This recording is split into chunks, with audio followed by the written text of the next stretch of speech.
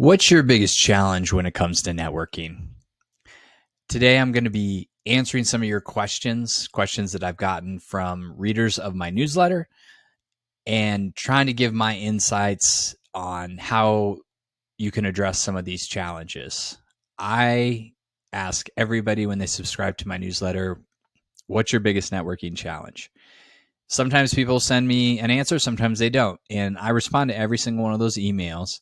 But I wanted to take a few of those and talk about them a little bit in this video to give you a sense of how I would respond to these. And some of these are questions I've talked about before. Some of these are not new questions, but I think it's always good to answer them for everybody's sake, because a lot of you may be having the same challenges or issues. You just may not be sending them to me. But I would encourage you, if you ever have a question about networking, please send me an email. Please connect with me on LinkedIn. Put a comment at the bottom of this video, or find another way to reach out to me. I'm not that hard to find. You can definitely get in touch with me if you need to. So that's what I'm here for. I'm trying to teach introverts to be better networkers, actually teach everybody to be a better networker. And a lot of these questions, issues, challenges that people have are very common. So let's jump right in, and I'm going to start off with the first question that came in. And this person sent me an email and said, I know I need to be networking. It's important for my career development, but I'm just not a really social person. I like to kind of stay in my tight-knit circle, and I don't really like to go out and interact with large groups of people. 100% agree with that, and I feel that way. I am not somebody who likes to go to a big crowded event where I don't know a lot of people. Now, if I'm going to a big gathering and most of those people I know, I'm probably going to be okay with it. But if I don't know a lot of people, that's something that I'm not going to feel really comfortable doing. I will do it from time to time, but it's not in my sweet spot. I don't really do well with meeting people in those situations. I prefer to have one-on-one conversations that are on the phone, or maybe in person over coffee, maybe over lunch, maybe just get together and have a conversation. And those are conversations I enjoy. And those are with people that I typically know or have been introduced to. So if you're not somebody who likes to go out to events, if you do like a tight-knit circle, you can still network. It's not impossible. It's not as though you're never going to be able to grow a network. What you need to focus on is that tight-knit circle of people you already have, and making sure you're staying connected with them. Because in reality, we are not really good at staying in touch with the people in our lives. Some of us are, but most of us aren't. I've recently really tried to focus on staying connected, even with people who are friends and family, extended family, people who I don't see all the time, trying to make sure I make an effort to connect with them, talk to them, see them when it's not a big family occasion or a holiday. Or friends that I've had for my whole life that are close to me, but close to me in geography, meaning I could get together and see them, but for whatever reason, I just don't see them. And what's occurred to me is nobody else is going to do it for you.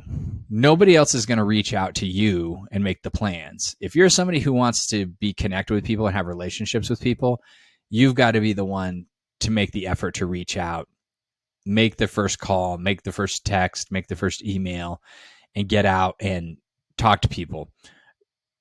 Everybody's usually pretty happy with that. Because, I mean, if you think about that, if somebody came to you and said, hey, I'd really like to get back in touch with you, you'd be like, that's great, man. You did all the work. You made the effort, and I just got to show up.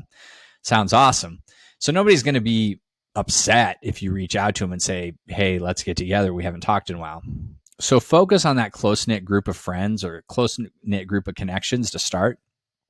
I always tell people, start with who you know. People just don't seem to connect with that. Like, for whatever reason, they don't understand what I'm talking about. What I mean is all these people you already know in your life that know you, go talk to them. And when you have that conversation, at some point, as you're having the conversation, you're going to come across an opportunity for them to introduce you to somebody new, or for you to introduce them to somebody new. That's how you get to meet new people. The people you already know introduce you to somebody they know. You're tapping into their close-knit circle of friends. And not saying you're going to become best friends with those people or hang out with them on weekends, but they're going to introduce you to people you could talk to and potentially work together or find other opportunities with.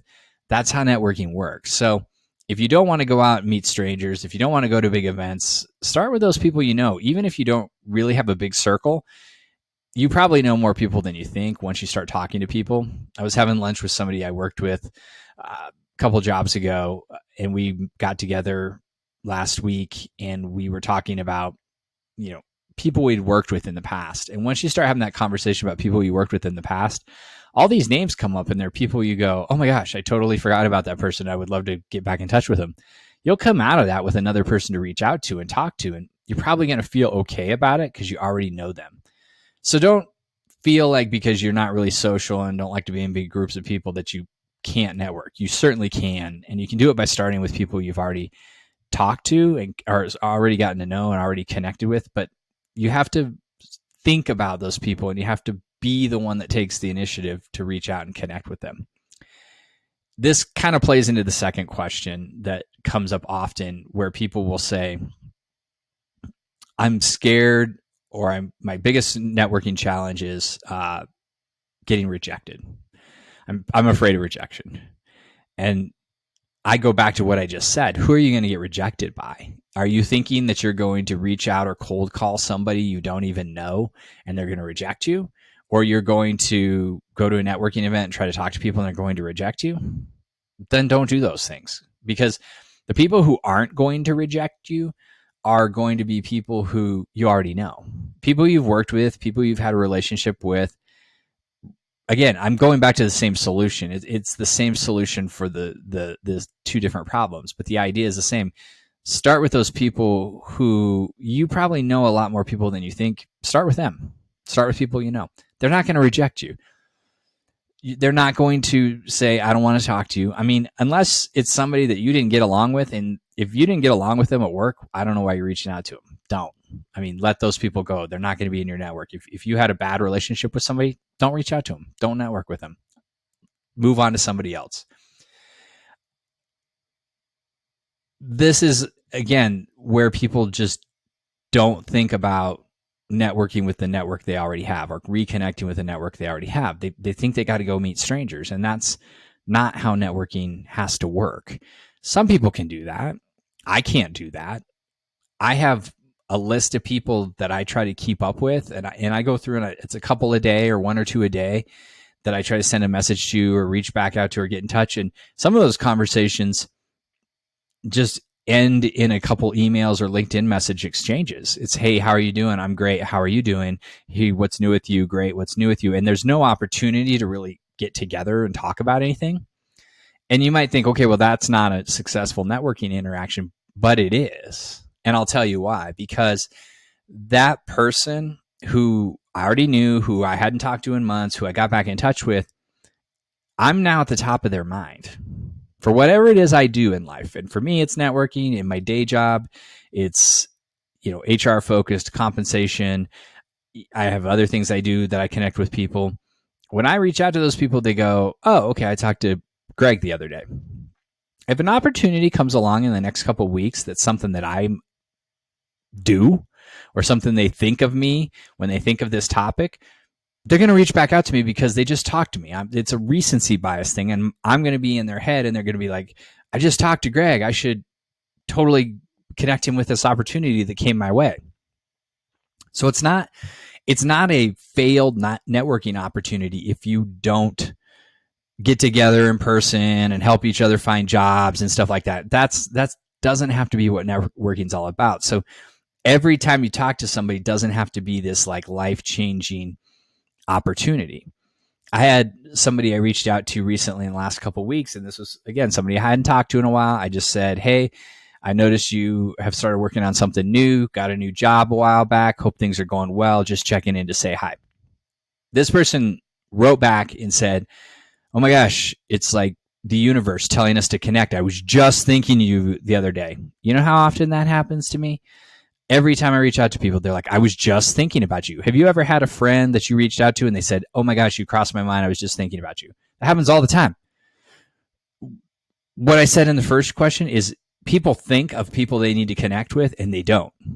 And if you want to be connected, you got to be the one that takes the step and makes the connection.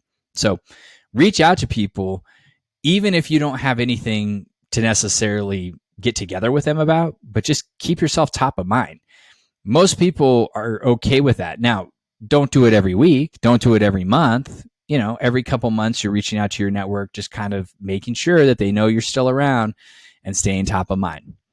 So if you're worried about rejection, again, goes back to the same solution. So my solution to both these problems is the same. Start with who you know. If you start with who you know, you're going to make your life so much easier with networking. And I can't overemphasize that enough. It will help you get over that fear of what am I going to say, because these people are lower risk. It will help you get over that fear of people won't respond to me, because these people most likely will. It'll help you get over that fear of I don't know what to say when I send an email, or I don't know what to say in a conversation, because you're more comfortable with those people.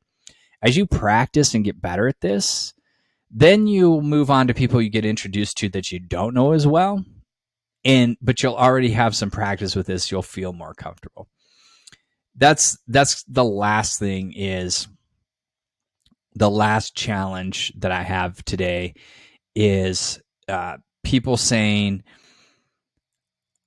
I don't know what to do when people don't respond to me. And I always go back to this and I say, well, who did you send it to? And how long ago did you send it? Because again, same solution. So this episode should just be called Start with Who You Know, because my solution to most of these networking problems is you're starting with the wrong people. You're making this too hard. Make it easy. You should not be making networking any harder than it has to be. Definitely make it easier on yourself. If people aren't responding to you, this is probably because you don't know them and they don't know you.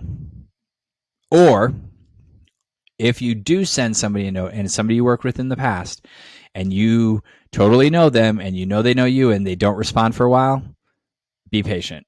I think I've given this advice in the last couple episodes. Be patient. I had somebody that I sent a message to.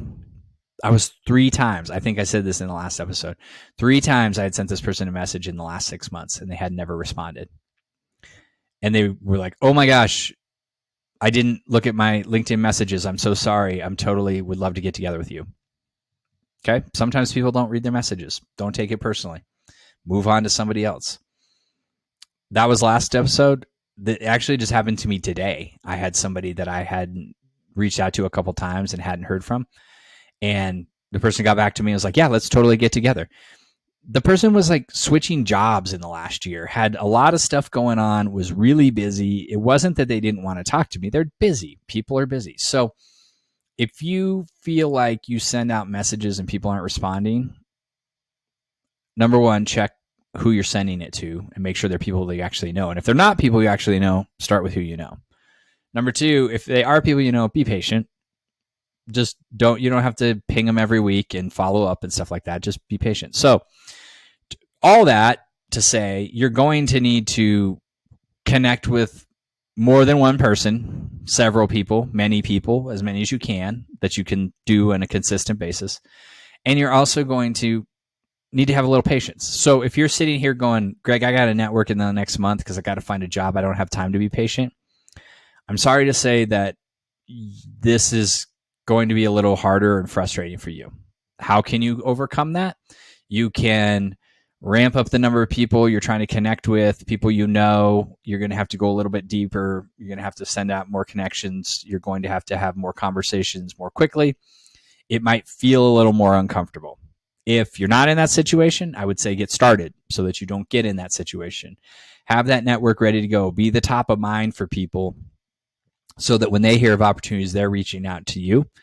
And also when you reach out to them and you actually need something, they're not thinking to themselves, oh my gosh, I haven't heard from this person for years and they only reach out to me when they need something.